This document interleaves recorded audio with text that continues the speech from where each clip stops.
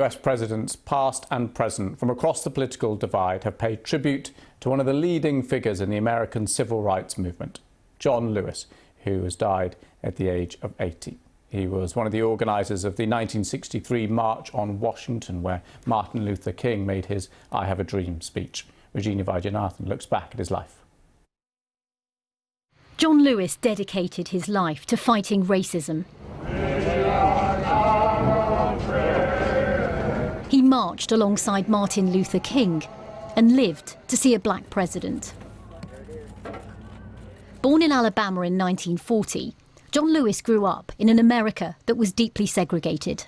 I would come home and ask my mother, ask my father, why segregation? Why racial discrimination? They would say, that's the way it is. Don't get in the way, don't get in trouble. But Dr. King inspired me to get in the way, to get in trouble. As a student activist, he became a close ally of Dr. Martin Luther King, fighting racial injustice with a message of non-violence. He took part in sit-ins against white-only lunch counters and was beaten by white mobs as he peacefully protested segregation on buses. You arrest me, you beat me, you throw me in jail. Well, what else can you do to me? In 1963, John Lewis was the youngest speaker at the March on Washington, where Dr. King delivered his famous I Have a Dream speech. Looking out over that crowd, I saw hundreds and thousands of young people, fresh from the jails of the South, fresh from the struggle, the front line. There, we were ready, we were prepared to go back to the American South and fight the good fight. And so they did. 2 years later, marching for voting rights for African Americans. They walked from Selma to Montgomery, Alabama, You are ordered to disperse, where they were attacked by police. By the 50th anniversary of that march, John Lewis had become a politician, known as the conscience of the US Congress. It is a rare honor in this life to follow one of your heroes. And John Lewis is one of my heroes. And it was Barack Obama who awarded him the Presidential Medal of Freedom, America's highest civilian honor, when he was 70. Diagnosed with pancreatic cancer last year, John Lewis was seen at recent protests after the killing of George Floyd. We must keep the faith, keep our eyes on the prize. John Lewis lived through many chapters of the civil rights movement. His mantra was simple: never give up, never give in.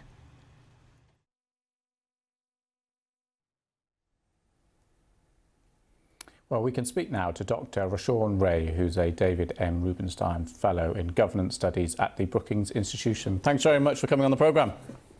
Thank you for having me. So we'll come to the man himself in a moment, but I want to start, because we're now 24 hours or so on from the news being announced. What do you make of the reaction that we've seen from so many people over the last 24 hours? I mean, I think that the reaction has been widespread, not just in the United States, but across the world. And I think it highlights that John Lewis was a revolutionary figure. And of course, he has several quotes, but one of the ones that I always think about is when he says, "Get in good trouble, necessary trouble, and redeem the soul of America." And I think that's where we are in this moment, not just in the United States, but around the world. And I think he's going to be a galvanizing light moving forward to November to put the United States on a different course.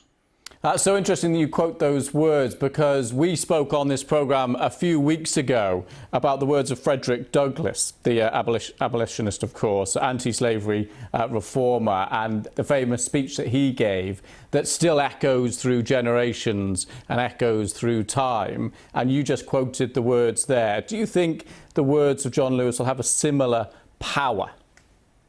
I think so. I mean, he's had so many things that he said. I mean, on voting, for example, I mean, he said some of us gave a little blood for the right to participate in the democratic process. So while some people are thinking about staying home for this 2020 election in the United States, John Lewis's words, I think, will help people get to the polls, and not just get to the polls, but deal with voter suppression, deal with gerrymandering, which were issues that were central to what John Lewis was about.